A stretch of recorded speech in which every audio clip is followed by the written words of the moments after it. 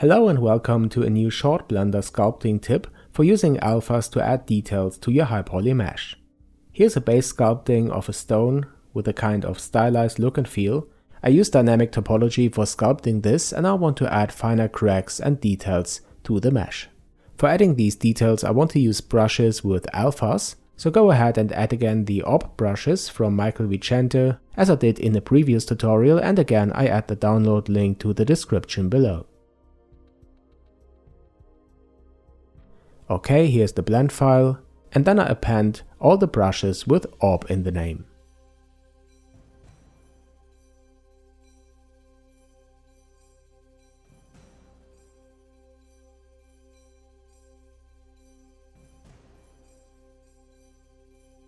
Okay, now let's try to drag in one of those slashes. I still have dynamic topology enabled because I want to produce many polygons at this area, but the problem is it is very slow. My graphic card isn't that bad, it's a GeForce GTX 1060, but as you can see this is not an acceptable performance. So what can we do? Is Blender just too slow? The answer is you shouldn't use dynamic topology when you are adding the final details. So when I disable dynamic topology and then drag in these slashes and cracks, you can see it is really fast.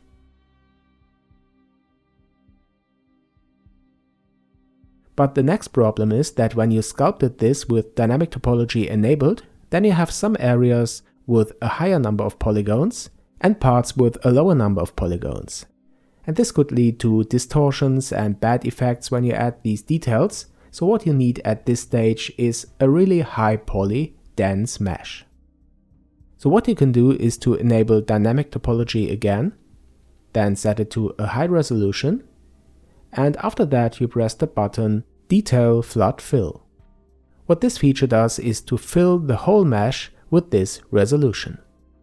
This takes a while, and after that when you switch to edit mode, you can see that the resolution of the whole mesh is really high.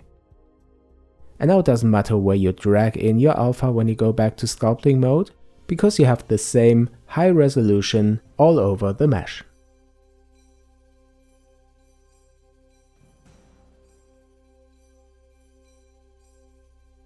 So I disable dynamic topology again, and then add the details using the slash brush.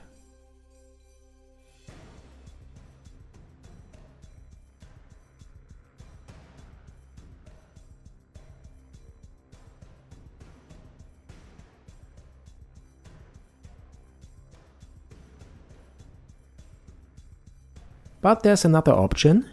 If you know at which areas of the mesh you want to add the details, for example around here,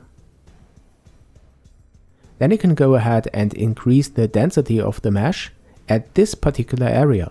And this can be done again by using dynamic topology. I select a brush like flatten and then set the strength to 0.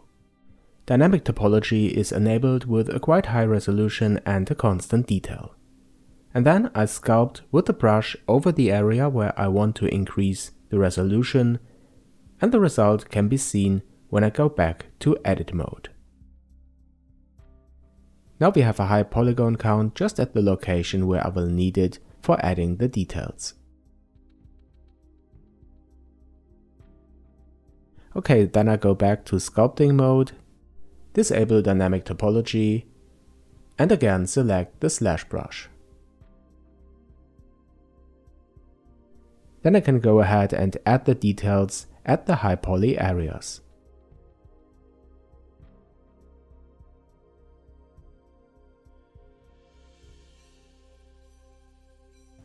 Of course you can also change the alpha image for the brush, and I will use an alpha image here from my friend 3DX.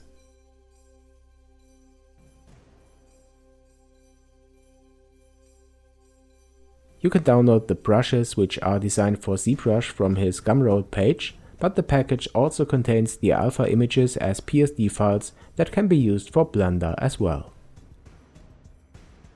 Alright guys, I hope you find this tip useful and interesting. Don't forget to subscribe to my channel to be notified when the next video is online, and consider being my patron to support this channel and my tutorials. Thanks for watching, thanks for supporting me, and I'll see you in the next one.